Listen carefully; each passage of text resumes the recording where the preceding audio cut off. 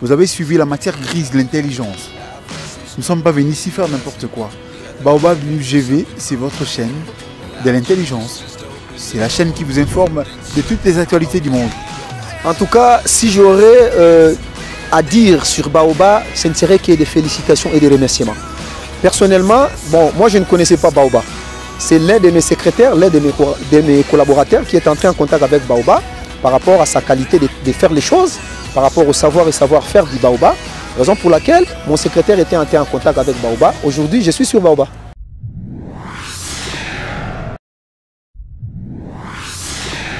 Merci beaucoup. Je suis M. Faustin Chamba. Je suis le président national de la Voix des Autochtones du Congo.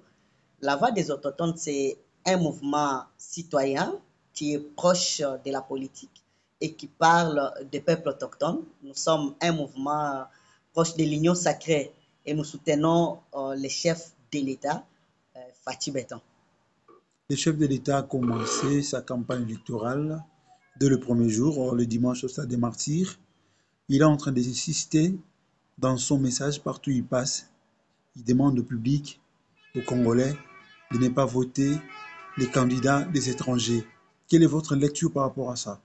Et je soutiens ces mots sur toute la ligne parce que d'abord, nous-mêmes, nous sommes les peuples autochtones de la RDC. Nous sommes les premiers occupants de ces pays. Nous ne pouvons jamais accepter que ces pays soient vraiment soldés aux étrangers. Et même la Bible en parle. La Bible dit que vous ne pouvez pas donner votre pays comme dirigeant à un étranger.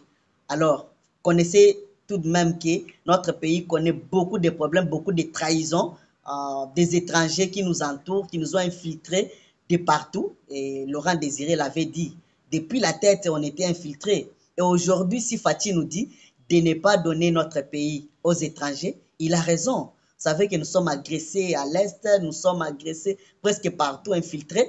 Et si aujourd'hui, nous donnons encore ces pays aux mains des étrangers que nous connaissons bien, parce que nous connaissons qu'il y a des candidats des étrangers dans ces pays et comme candidats présidents. Alors, nous ne pouvons pas permettre que ces pays puissent être soldés dans ce sens-là. Alors, je soutiens ces discours sur toute la ligne et je demande à tous les Congolais de ne pas donner leur voix à quelqu'un parce qu'il a donné 1 000 francs, 10 000 francs, 100 $, 200 $. Non.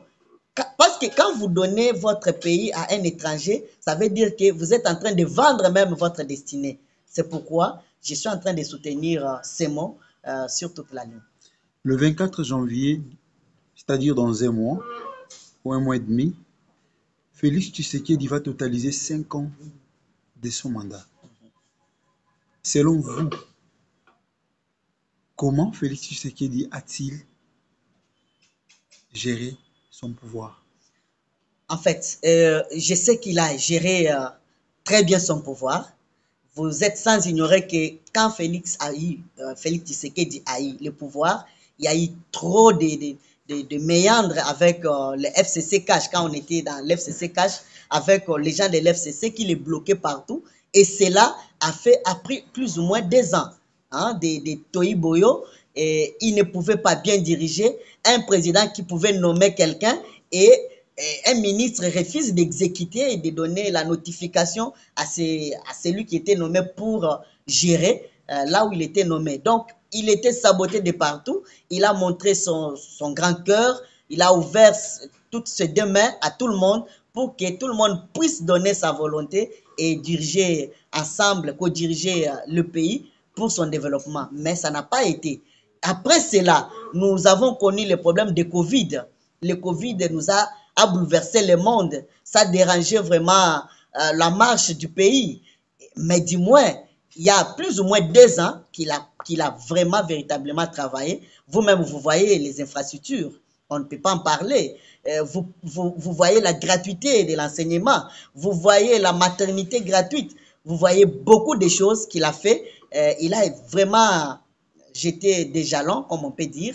Quand même, il a la volonté. Et nous, concernant nous, les peuples autochtones, nous lui donnons déjà 100% par rapport à sa réussite. Parce que nous, pour notre cas, nous avons fait plus ou moins 2 décennies avec notre loi. sur la protection et la promotion des peuples autochtones qui traînait au niveau de l'Assemblée, ça n'avait jamais été voté, ni traité, ni regardé même. Personne ne pouvait faire mention de ça. Mais quand il est venu, nous avons fait des plaidoyers, on est passé partout, on lui a demandé que cette loi puisse être votée et il a fait, il a promulgué la loi et dans cette loi, il y a beaucoup de choses à notre avantage. Il y a par exemple, vous savez, la gratuité c'est à l'école primaire pour jusque-là. Mais déjà pour nous les autochtones, dans la loi on dit c'est de l'école primaire jusqu'aux humanités déjà. Déjà, les peuples autochtones peuvent étudier à partir de l'année prochaine ou à partir de l'année qui vient de s'écouler ici. L'année en cours? Oui, de l'école primaire jusqu'aux humanités, un autochtone doit étudier gratuitement. Les soins de santé gratuits pour les peuples autochtones, et ce sont des avancées pour nous. Et aussi l'intégration. Aujourd'hui, là où nous vous parlons ici, nous avons plus ou moins 5 autochtones qui sont intégrés au sein du ministère de l'Intérieur par Maître Peter Kazadi, dont nous saluons parce qu'il est en train d'appliquer à la lettre la vision du chef de l'État de voir toute la population congolaise conjuguée ensemble, de voir la non-discrimination, de voir que les peuples autochtones soient intégrés presque à tous les niveaux. Il est en train d'appliquer. Et cela, nous demandons même à d'autres ministres et nous demanderons aussi aux ministres qui vont venir de faire la même chose pour impliquer. Vous savez, si les peuples autochtones sont pris en compte, ces pays ira de l'avant. Alors, moi, à mon avis, je salue et je suis en train de, à bras le corps, je trouve que le chef de l'État a réussi vraiment son pari avec ce mandat. Il a dit, il ne cesse de le dire, je suis prêt à donner ma tête pour mon pays, la République démocratique du Congo. Nous sommes en plein 3e millénaire, mais en Afrique, nous vivons le néocolonialisme. C'est presque dans tous les pays de l'Afrique. C'est-à-dire, c'est l'Occident qui a toujours la même mise. Mais les chefs de l'État, aujourd'hui, ne cessent de demander au public, je l'ai dit au début, de ne pas voter les candidats de l'étranger. N'est-ce pas là un faux fouillon? Ce n'est pas que le chef de l'État a coupé ses relations avec les Blancs. Est-ce possible qu'il gagne ces élections avec ce genre de comportement qu'il a adopté? Écoutez, le pouvoir, c'est le pouvoir du peuple, par le peuple. Donc, c'est le peuple qui va lui donner le pouvoir. Ce ne sont pas les étrangers qui vont donner le pouvoir au chef de l'État ou qui lui avaient donné ce pouvoir-là. Mais seulement qu'il avait un cœur ouvert à tout le monde parce que tous les pays doivent coopérer avec d'autres pays. Vous savez, il y a des coopérations bilatérales, multilatérales, ainsi de suite. Il avait ouvert. Et puis, c'est notre métropole, c'est la Belgique.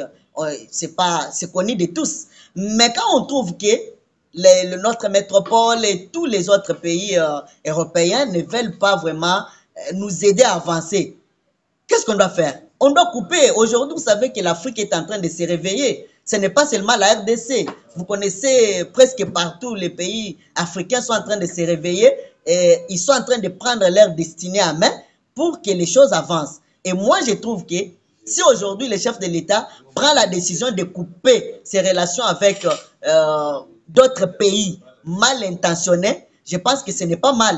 C'est pas mal à mon sens et cela ne va pas vraiment l'empêcher à avoir ce pouvoir parce qu'il a déjà ce pouvoir.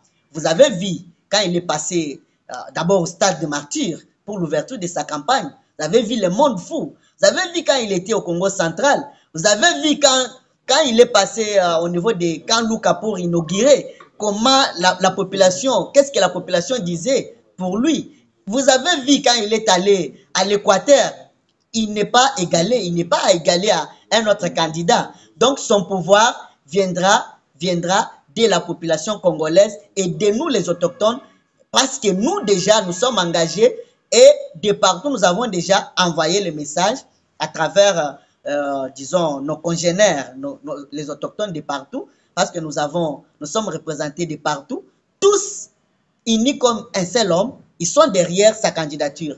Il faut reconnaître que les peuples autochtones sont représentés dans plus ou moins 21 provinces à travers le pays. Et ils forment le deuxième massif en termes de densité de notre pays après le Bantou. Donc nous sommes très nombreux, nous sommes ne fût-ce que minorisés. Si nous tous autochtones qui sommes peut-être à 30% de la population congolaise, nous sommes tous déjà derrière les chefs de l'État.